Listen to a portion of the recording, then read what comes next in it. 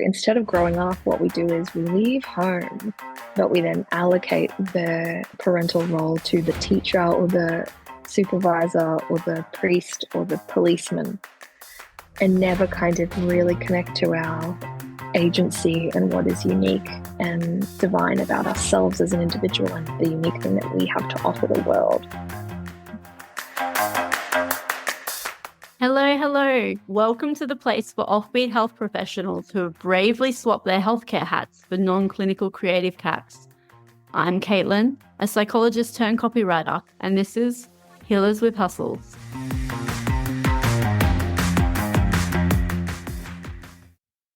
Today we've got a little bit of a different episode. My clinical supervisors actually agreed to come on the show, which I'm super happy about. Kate's been there through a lot as I've been navigating this whole transitioning into a creative field and all of the doubt and angst and uncertainty of it all. So I'm really excited to be chatting with her today. But Kate O'Connor is a psychoanalytic psychotherapist and clinical psychologist with an interest in weaving clinical practice with mystical thought. That sounds wonderful. She has a private practice in Brisbane where she sees patients and offers supervision to other therapists. She also writes a newsletter on Substack called The Psychoalchemist. Well, welcome to the podcast, Kate. I'm so honoured that you're joining me today as my clinical supervisor, but today I get to ask you questions, which is a little bit different. Thanks so much for inviting me. It's such a pleasure. And I was wondering, I think before we hit record, I was wondering about where to start because you're right, it's a little bit different me interviewing you as my supervisor because usually my guests are maybe colleagues or something like that. But I thought maybe a nice place to start would be, rather than diving in and talking all about me, which I'm sure we'll get to, about my journey, about how it's been really difficult branching out into copywriting. But I thought I really want to hear about you and because it's something that I don't know exactly about, your decision to become a supervisor and what that looked like for you. Yeah, I guess there's a much gentler track to that than copywriting from just doing clinical practice.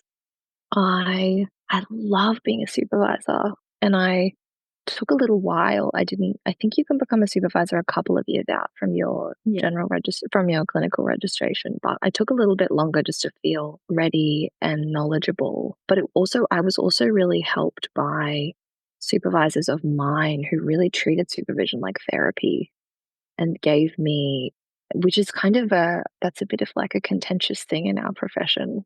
Lots of people have the idea that supervision should be something very specific and careful in its boundaries of what gets discussed.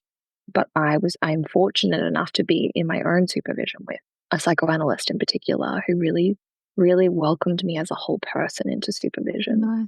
And I think once I had that experience, I felt like there was something I wanted to offer as a supervisor.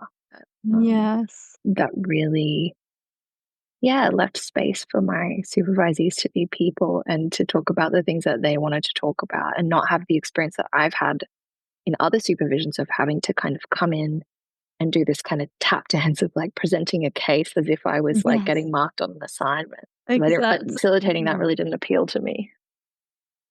No, it's interesting you say that because that's the moment something like a parallel thing going on there, which I remember when I first engaged with supervision with you, I was feeling a bit oh my gosh, yeah, I've got to do this performance thing. And particularly because I know I got told multiple times by supervisors that I wasn't communicating right because I didn't do you got a bad mark. this is, yeah, exactly. And so I think it took me a little while to relax. And I don't know if it was noticeable or anything into supervision in this way that is a bit more like therapy. But I guess even practicing in a psychoanalytic way was totally different as well. And so I think just that helped the whole process of seeing, what that therapy looks like by experiencing it with you, but I guess also my own practice as well. So that's really nice that and that was I guess that. When we're working psychoanalytically in particular, because obviously that's the style of therapy that I do and the style of supervision that we have, there needs to be attention to the process in supervision, like in therapy, because there's often something playing out in the supervision that holds relevance to the case or just holds relevance to our relationship. And there are also things in your life that are going to be relevant to your work with your clients. And what I had found in supervision in the past was that there was this really kind of like nervousness around getting into that because we are, what's instilled in us in our training is don't violate the privacy of the supervisee by getting into their personal stuff. But what Yeah. I found is that people want to talk about their stuff in supervision because it's relevant to their work. Yes. Yeah. Exactly. It is relevant. Like we bring ourselves to therapy and what's going on Of for us is course. going to impact it. And so it's really important to make that clear, which, bring that into the room. Even so we're, Mhm. just aware of. And yeah, that speaks. It's nice. I'm glad that you say that because that was definitely a part of me that felt like quite, I guess, maybe it's like a lot of shame about, particularly when I was bringing, last year or was it the year before? I think it was last year about my whole thing about living in Tully and not liking it, and that was just, like, dominated, like, the whole of Yeah. that supervision. Yeah. I'm like, "Oh, no, Kate, like, is so patient with me, with me, like, "Oh, and this week, I don't wanna give up being a psychologist." Yeah, but and that was the thing, it was the background to all the work you were doing and this kind of Yeah, ambivalence that you were sitting in around whether you wanna be a therapist at all, like, we would be yes. so remiss to just put that aside because it's sitting there underneath Exactly. all the work that you're doing, and you were so Exactly, it's generous always to that. bring that to me and that we could look at that together. Oh, it's nice. It was, Obviously obviously there is a difference between supervision and therapy, and I think I would place it at there's not a working through of your difficulties in supervision in the same way as in therapy, but I think they can be mm, like named and included and honored, not even if we don't do the therapy on them, you know what I mean?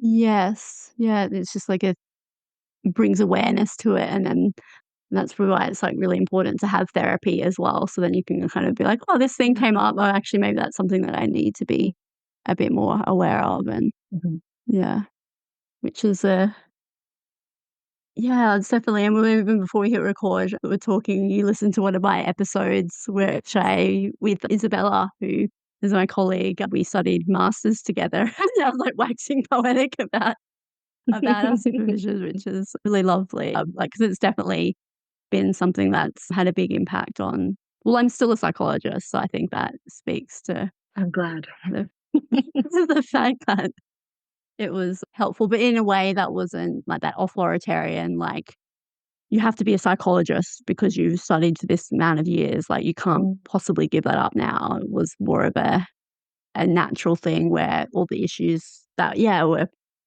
I had around being a psychologist or diversifying into copywriting or something like that were able to be, yeah, seen for what they were, and so Yeah, then I you could have could be more a choice and psychologist. agency. Yeah, you can be a psychologist, and you found a way to be a psychologist and still be yourself and still be a person. 'Cause I Yes. think that's why another reason I love being a supervisor is that I have a chip on my shoulder about that in my experience of the work, that it's so much anxiety in clinical psychology around, this thing of following the rules and getting it right and not being too like that any type of self-disclosure can be framed as some kind of inappropriate danger to your patients and any way that your life kind of permeates their lives, some kind of personal failure of yours. Like I had an ethics teacher in my master's who said, if you're a psychologist, you can't participate in other roles in the community. So you can't be like a netball coach, was the example that she gave. And that's just so fucked up. Like, it's such a, infliction on people who are already so hard on themselves and so perfectionistic and so Yes. conscientious. And maybe it's because of that, then, like, when someone suggests I don't know what your experience was in masters, but I remember, like, when we had, like, probably, like, a similar ethics thing where it was, like, you're not allowed to be in the team, you're not allowed to do anything like that, and Mhm. that If I you remember show up at a dinner party and your patients say you have to leave, which is actually yes, crazy. yeah.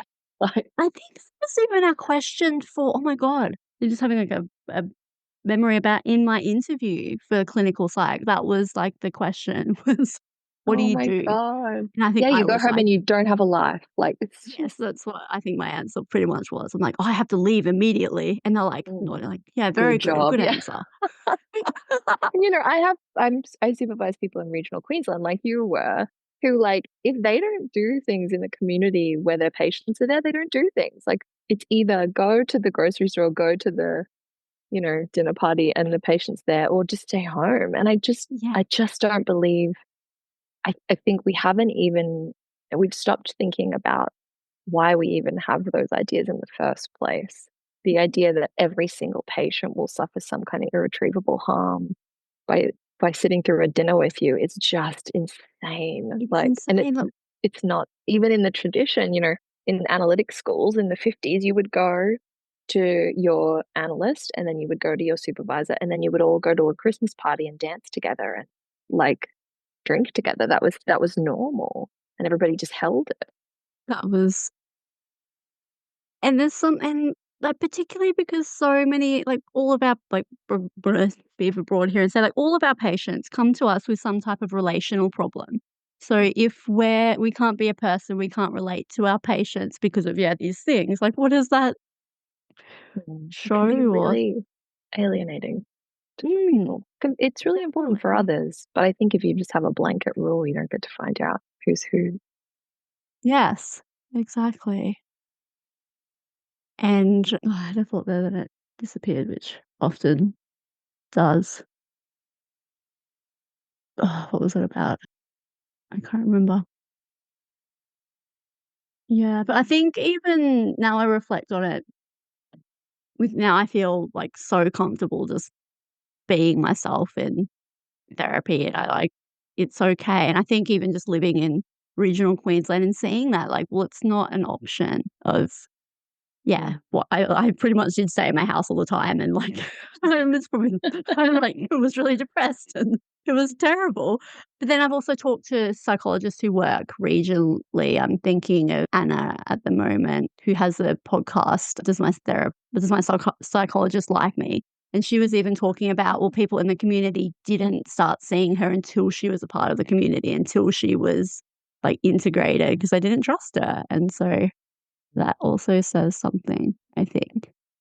Mm. Yeah, I think there's also something about individuality as an important part of like promoting yourself as a therapist. Like I was telling you before, I went to this marketing conference yesterday and one of the women who spoke was in PR and she talked about working for a client who was a some kind of high up corporate exec type person who just kept getting passed over for these big roles. And she was like a full goth. And all of her previous PR people were like, you can't be doing that. You've got to buy all your dresses at Q and Country Road, and you can't be doing goth stuff or you're never going to get hired.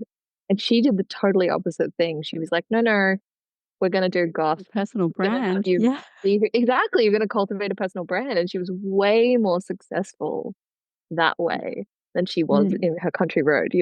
And I think I've just found that in my work all the time. I talk a lot about like spirituality and like esoteric mm. things and the art.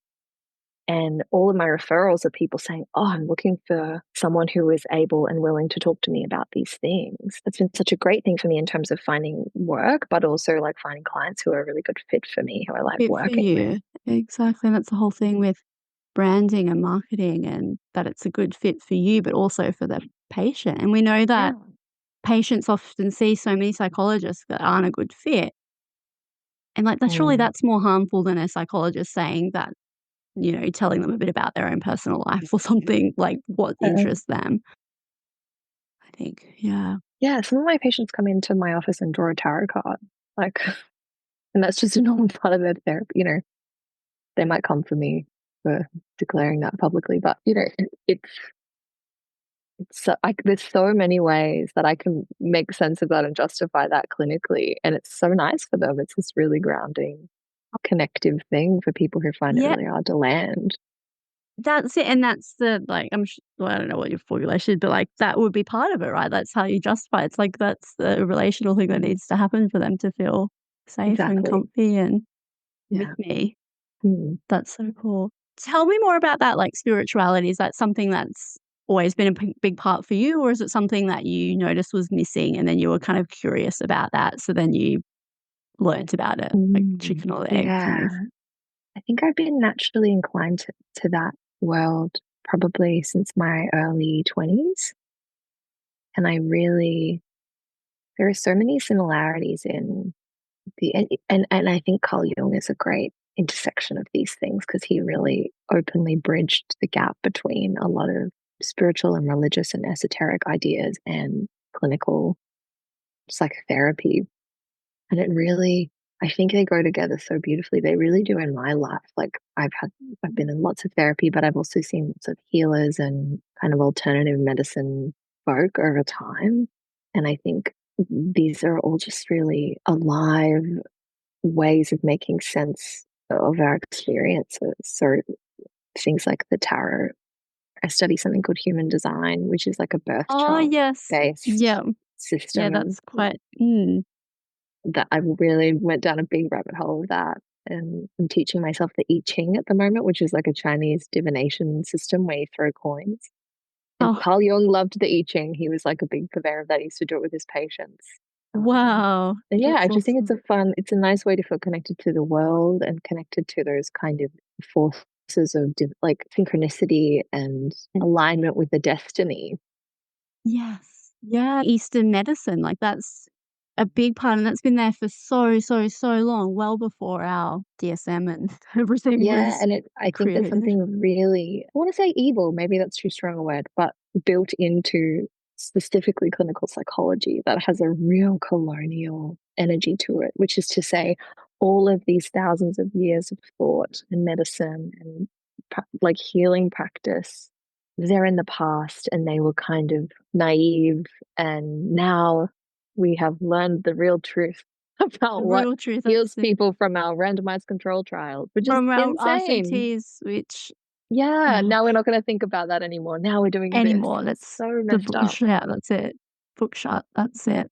Yeah, Which even I think you introduced me to that, like, is it Jonathan Shedler and, like, how yeah, he talks about, like, what those studies are, you know, like the original ones for depression and stuff, saying that CBT is the thing. It's like 1 point difference on, like, the Beck depression index or something like that. It's like, what, you're gonna base, like, the whole thing yeah. around 1 point?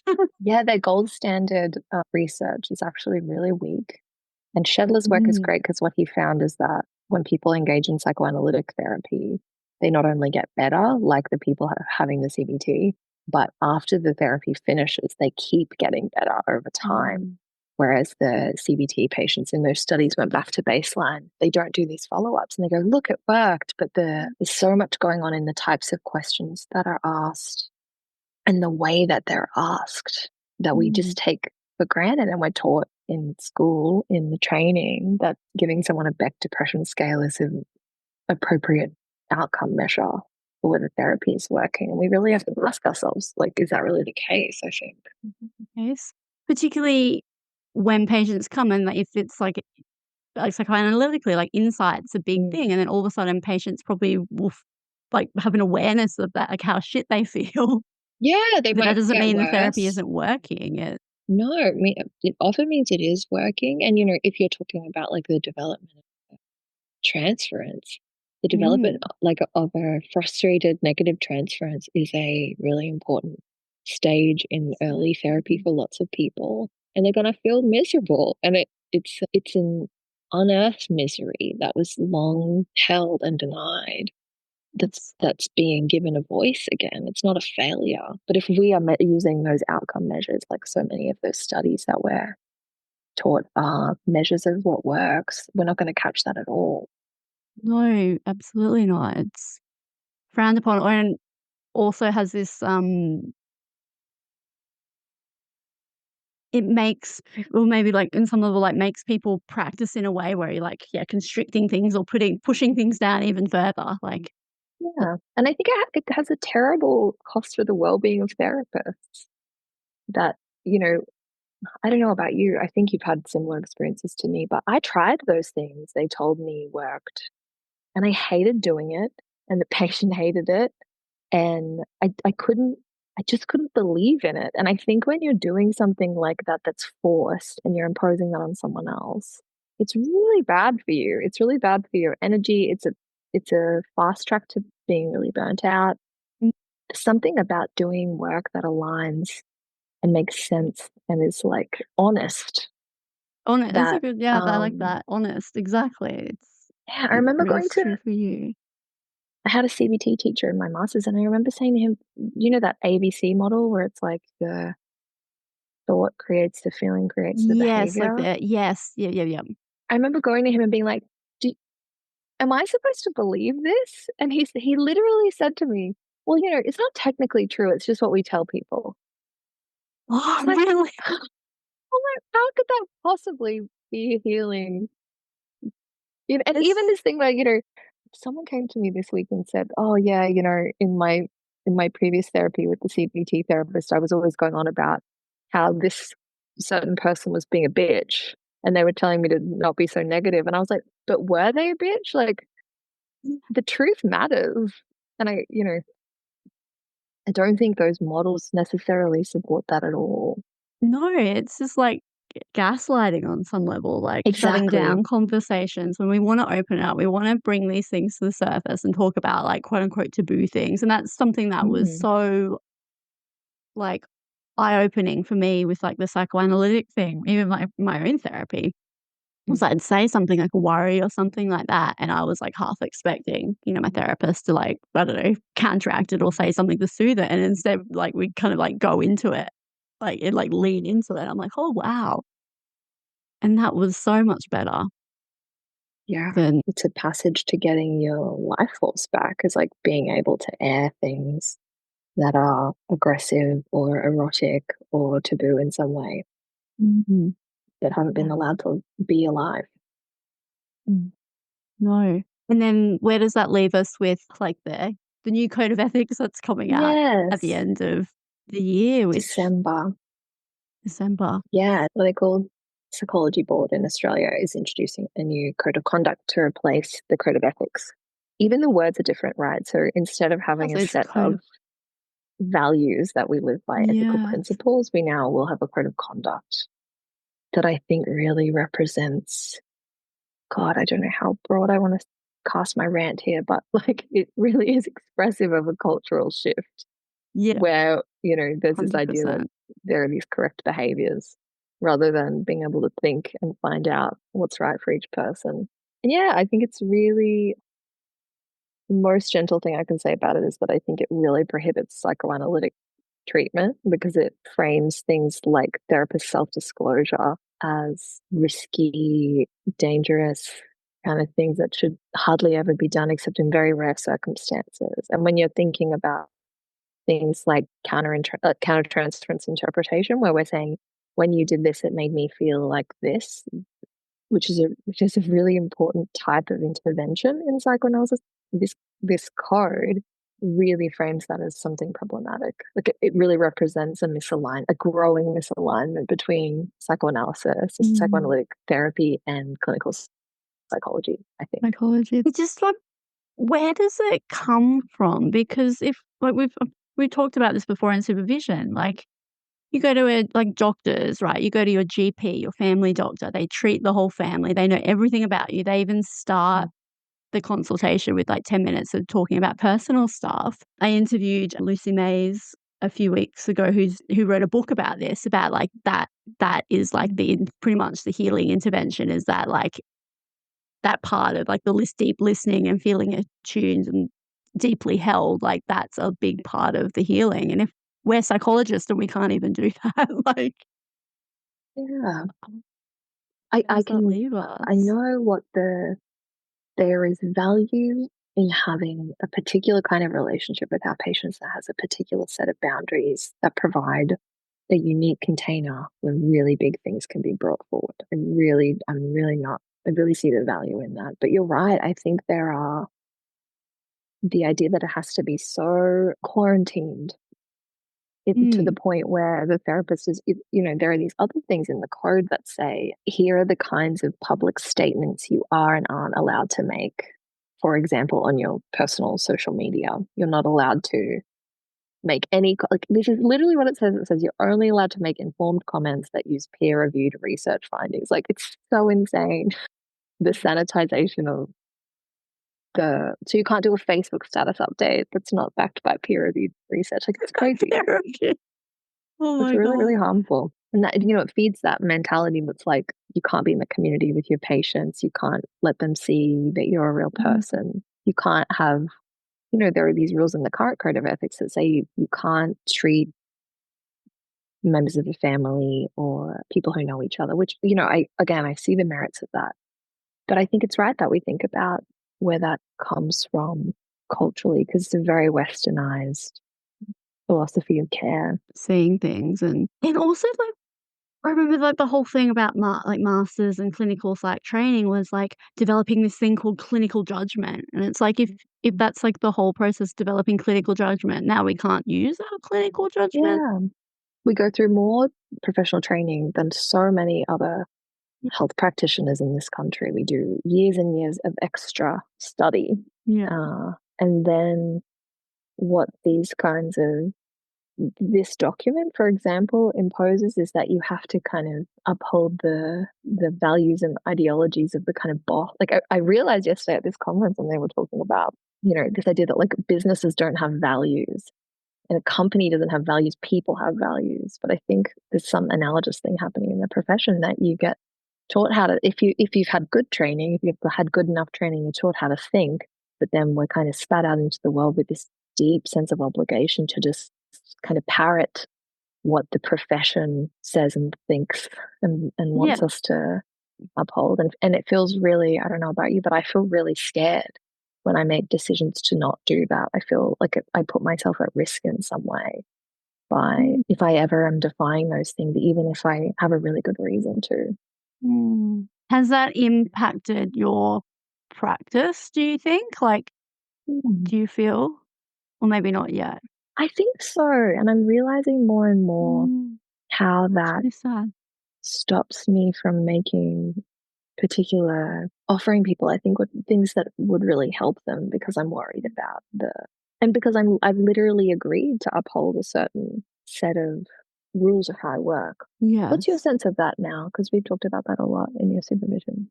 Yeah, we have. It's really hard to, like, think back because it was so distressing, like, so distressing. We talked so much about that, about, like, how could I possibly do this other thing over here that's, you don't Your even need to go to copywriting. uni, copywriting, yeah, exactly. Yeah.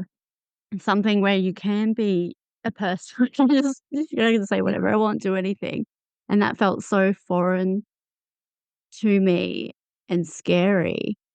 But then I realized a lot of my fear was definitely, like, around, like, my and I think you brought this up one one session about my like, thing with authority, and that was, like, a huge thing. I was like, "Oh, fuck yeah, okay." So, like, a lot of my resistance or, like, me wanting to, like, tear up my psychology degree is, like, basically, like, this resistance to, like, authority and, like, my experiences around that, and I think once I realized that, that was relaxed a bit, and then just being out of, like, psychology land.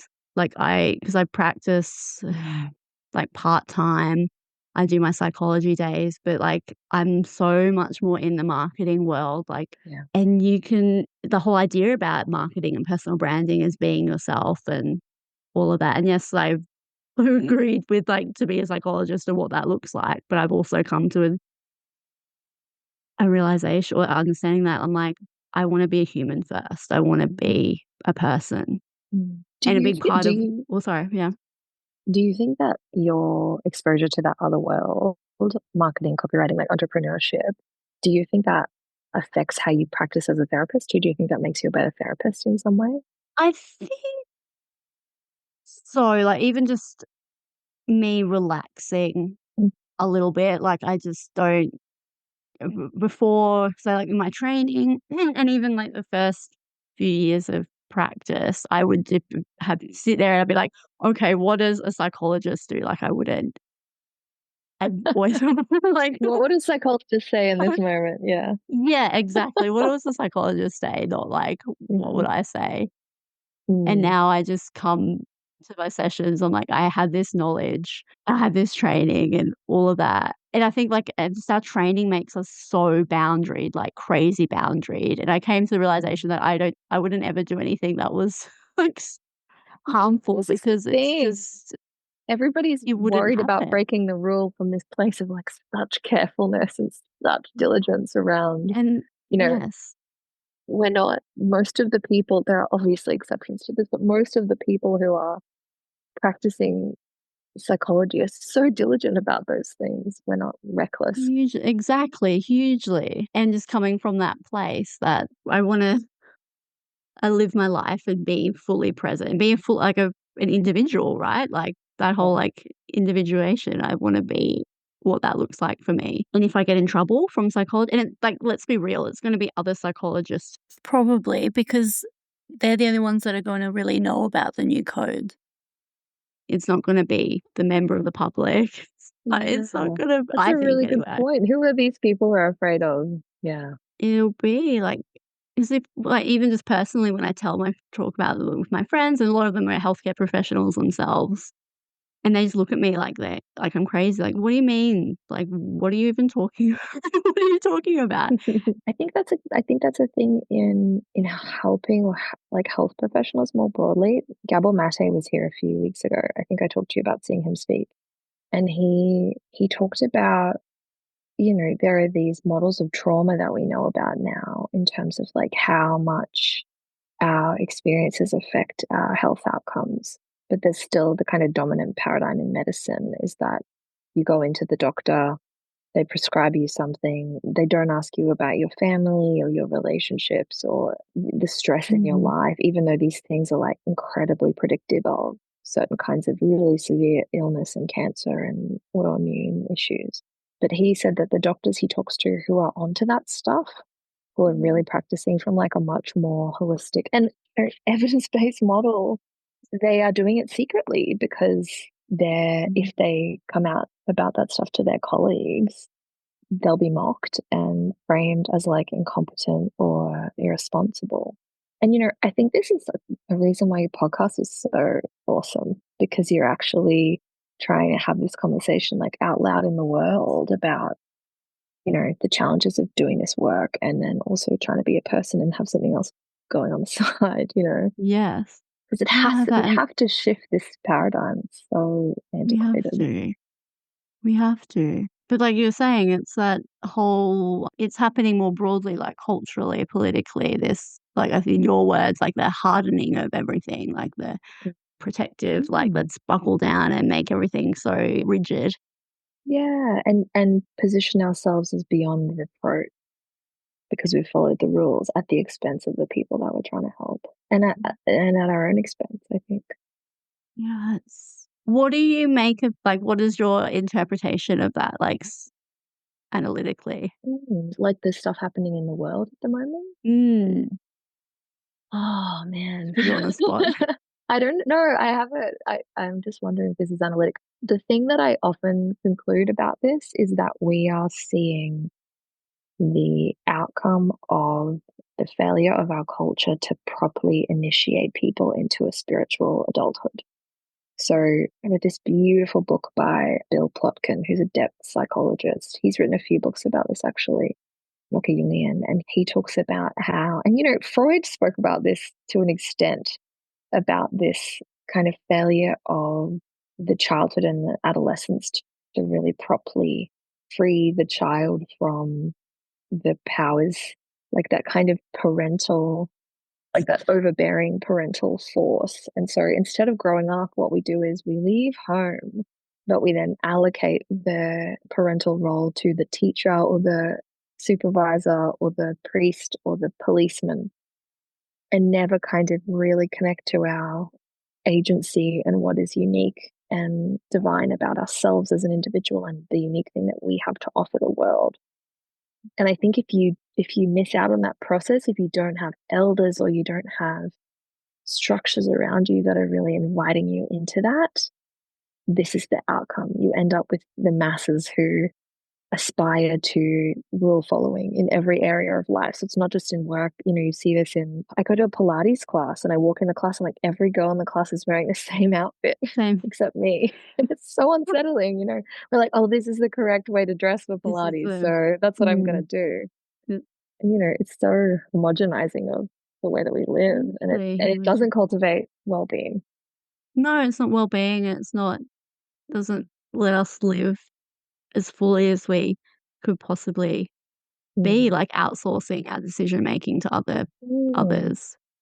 And that's the That's thing you've been healing in your work that now you're saying, what would Caitlin do instead of what would the psychologist do? You've like yes. integrated Mm, something of your own essence into what you're doing. And I think that's why you like it more now. mm, it's such a good point. Exactly, it's like, what would Caitlin, the psychologist, not me, Yeah. like, because yeah, which is so freeing. Mm. It's so freeing to not only like the work and doing the work, but also for like hope, like patience to be able to sit with a person and bring stuff to therapy that maybe they haven't been able to before, or like maybe like I don't want to be bashing psychologists, but maybe that they've tried to bring to psychologists before and they've been shut down on. And that's Mm. nothing to do with the psychologist. It's more about like them probably as a person freaking out about like, oh, I can't talk Also being about this. fearful. Yeah. Yeah, I exactly. think the worst one is about like erotic or romantic stuff that comes up in therapy. Like if you sit in a room with someone like we do with our therapists, it's so not unusual that you would develop some kind of really intense emotional connection to that person. And I think we're just so under resourced and under supported to be able to hold that for people when really it's like such an incredible piece of data about what's going on with them and such an expression of something in them that I think is like trying to come back to life It's usually. trying yeah, that's it. That it's a life force, right? Like that. Exactly. And then if we just ignore that or I don't know, Or brush it reject it away or or reject it. communicate that it makes us afraid. Like, where does that leave that person? Yes, exactly. Which it just I don't know, I was thinking about this the other day. It's like blows my mind. Like, isn't like the whole idea of CBT about like not being rigid and not being like having these like inflexible stuff? I don't I know. It's actually just don't know what the whole idea of it is. I really oh, I don't know. Like it's like doesn't make I just don't understand. Anyway, I maybe think that's it's a a topic for kind another of day. I think it's about function. It's getting Mm. people back to being functional in their work and in their relationships and being able to get out in the world and be active and engaged. And I think there's pieces of it that can be useful to people in certain moments, you know, in service of that. But I think when it's done without a broader pursuit of meaning and understanding of why the symptoms or the suffering were there in the first place, it's going to be really short lived in terms of the impact. Yeah, like what you were saying before about like it's good once you're doing the strategies and following the rules of CBT, but then as soon as you get discharged from therapy, it's you go Yeah. back to where you were before. Mm. I wonder too about how Mm. much that stuff works because the patient's trying to be nice to the anxious therapist. Mm. I've seen like videos of Aaron Beck, like the guy who invented CBT, treating people, and he's trying to like convince them of something, and they're like, "Well, yeah, I guess that might be true." And I'm just like, "You're just going along with him to be nice." With Like, we're yeah, just creating a people pleasers, yeah. parent pleasers, And therapist perpetuating this pleasers. splitting off of the aggressive kind of erotic, whatever the Mhm. impulses are that need to Whatever be that worked through. yeah. Oh, I've really liked this conversation. It's really nice to be able to have it with you. Is there anything else that's come up that you wanna touch on? I think it's nice to talk to you in a way that recognizes that it's really hard to be a therapist and it's already hard. It's a hard job. And when we kind of suffer under these additional impositions on our personhood, yeah, it really makes it untenable, really. I think that sponsors a lot of the burnout that we see in our colleagues and in ourselves. Yes. And I don't think it's necessary. I think we can start to move beyond that now, and not in a way that compromises the frame Mm. of what we're offering people in a Yes. unique way, but that yeah, that doesn't come at such a with such Like a collateral. high cost. Yeah, that's it, Yeah. and yeah, it would be nice to be treated like an adult. Mm. Yeah, It and a really would. human, an adult human. And a human, an adult an adult human, exactly. Yeah. But it is, like, it is, it's so hard, and that's the thing, it is hard being a healthcare professional, being a therapist, stepping outside, doing something different. Mm. That's out of the lines of what we were taught to do or what we've been taught to self-police as well. And there's yeah, but I'm so grateful that I had you to be able to work through all of those don't work through, but, like, Such a yeah, bring that up and beautiful then it's so great to have done this with you, yeah, and then seeing this is another reason I love being supervisor, that you see the fruits then of everything that the people you're connected to go on and make themselves and everything they do for oh, their patients and their supervisees and the people in their community. It's really nice. no, Helps me with oh, my my existential despair. So thanks. oh, you're welcome. Yeah. No, it's been definitely yeah, life-changing, which is I thought it's so Mhm. nice to have that. But before we finish up, I have to, like, just kind of change gears completely, a bit of whiplash. I have my rapid fire questions that I Yes. ask every guest, just to end on something, Okay, like, a bit lighthearted and I'll fun. try. So, what is your favorite film, Kate? My favorite film is Vicky Cristina Barcelona. Ah, okay. Do I know? I don't know if I know. It's a Woody Allen movie. It's I very think beautiful and I've very strange and has an odd narration, and it does not no one's happy at the end. You'd love it. Oh, it sounds great. It sounds familiar, like, I wonder if it's one of those films that I saw, like, ages ago and, like, probably didn't get it or, like, didn't It's understand probably it. 15 years old now, but it Okay. really I went and lived in Barcelona. It's my favorite city in the world, and that was my Oh, wow. muse. Yeah, Oh, nice. Oh, Barcelona, such a Barcelona. Yeah. oh, fun. Oh, wow. Travel. And what is a concert you'll never forget? Oh, hmm. This was a tricky one. I was thinking about it recently. You know what's really funny and comes to mind is just over a year ago, I saw the Queensland Symphony Orchestra do Beethoven's Ninth, the Ode to Joy. And I'm not a classical music person, but I went and saw this concert. It was like something really magical and strange happened, like to the people in the room. And we walked out Oh, afterwards, and everyone in the street was like, it's like some kind of miracle. It was really, really insane. oh, it There's gives something me about that shivers.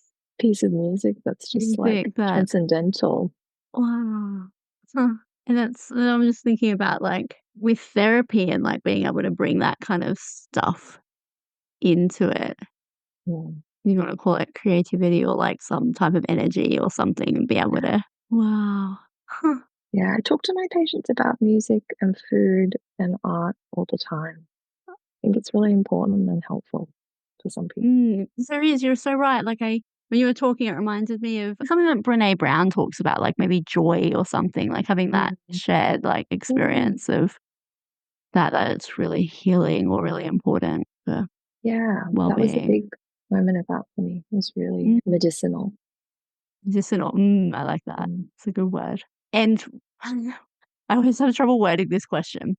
What is, like, an absurd fact about you or something that's, like, quirky about Heard you? about me. Okay. People who are close to me know this. I'm really weird. I'm really, really obsessed with lighting. So Oh, I need the lighting to be correct all the time, especially when I eat. I can't like all my favorite restaurants are really dark restaurants. I spent thousands of dollars with to put like multiple dimmer lights in my office with multiple bulbs, like different. It's so ridiculous. I'm really obsessed with lighting. That's my quirky thing. love that. Mhm. That's in my human design chart too. I need to have the lights be right. Is it really? Yeah. It matches up with that. But yeah, there is something worse than being in a room and it's like that. Oh, and these, like, clinical spaces, like, people go to therapy in these, like, really, really insane clinics. that are like doctors' offices with those like Like fluoro white light. overlights. Yeah. So how are you meant to get better? How are you meant to get It's been a better? really No, nice thing to be able to be exactly. very controlling about in my rooms. Yes. But speaking of light, what I wanna do, I can't wait till when we move into our house in June, and I'm gonna set up my office, and I wanna buy those, those like I think they're called Philips lights, and they're like colored lights. Yeah, and you can do them all on your phone. Yeah. So I crazy. really wanna get some of those. I'm I like, just maybe I could installed set like that a up in my therapy practice. Like, you totally can. I just put like an LED strip of light behind my bed board that goes like lights up the wall. It's like being in a hotel. It's so good. And it costs like $20. You should do that. yeah, I definitely definitely will. Oh, I'm so excited for that. And how can people get in contact with you or like connect with your work? Because you write as well. I So do, maybe yes. tell people So how. I am on Substack. My Substack is katevenazzi.substack.com. It's called The Psycho Alchemist. I'm on Instagram sporadically, and my website if you want to see me for therapy or supervision. Beautiful. Well, thank you so much Thank for doing you. So this with nice. me and being, yeah, Pleasure. it's something a little bit different, but I felt like it was a really important conversation Mm, to have because like a lot of people in the community are grappling with these things. And like you say, I think it's mm, really important to put word to, yeah, make these conversations that happen behind closed doors or happen in supervision where it's confidential and private. They do need to be mm. happen in the public, I agree. need to be made loud. Thank you So for thank you very fostering that. much. It's a real gift. Oh, you're very welcome. All right. That's the end of another episode. Thank you so much for tuning in to Healers with Hustles. If you've enjoyed today's episode, will you do me a tiny favor and subscribe to the show? Just tap the subscribe button on your favorite podcast platform and you'll be the first to know as soon as a new episode drops. Thanks so much for listening. Okay, ta-ta for now.